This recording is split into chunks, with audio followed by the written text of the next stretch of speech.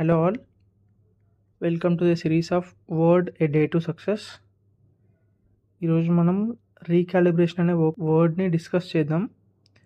Recalibration అంటే ఒక పరికరం లేదా ఒక ప్రాసెస్, ఒక విధానాన్ని సరైన విధంగా మార్చడం, లేకుంటే దాన్ని సర్దుబాటు చేయడం, దాని టార్గెట్ని మనం రీచ్ అయ్యేలా చేయడం.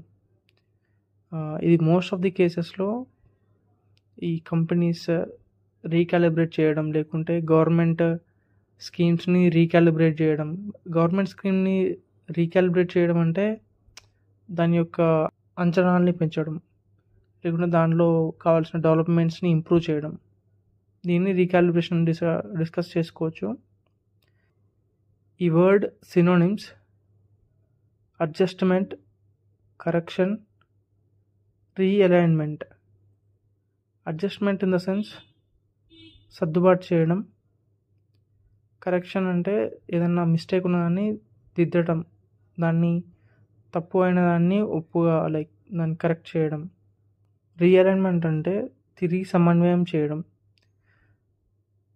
యాంటోనిమ్స్ డిస్కస్ చేద్దాం. అన్చేంజింగ్. అన్చేంజింగ్ అంటే చేయడానికి కుదరనిది. రిజిడిటీ అంటే మనం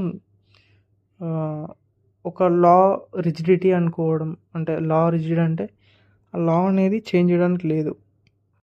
ఇన్ఫ్లెక్సిబిలిటీ అంటే దాన్ని మనం మూవ్ చేయడానికి పాసిబుల్ కాకపోవడం, అది ఒకసారి ఇలా ప్లేస్ చేసామంటే దట్ షుడ్ బి రిజిడ్.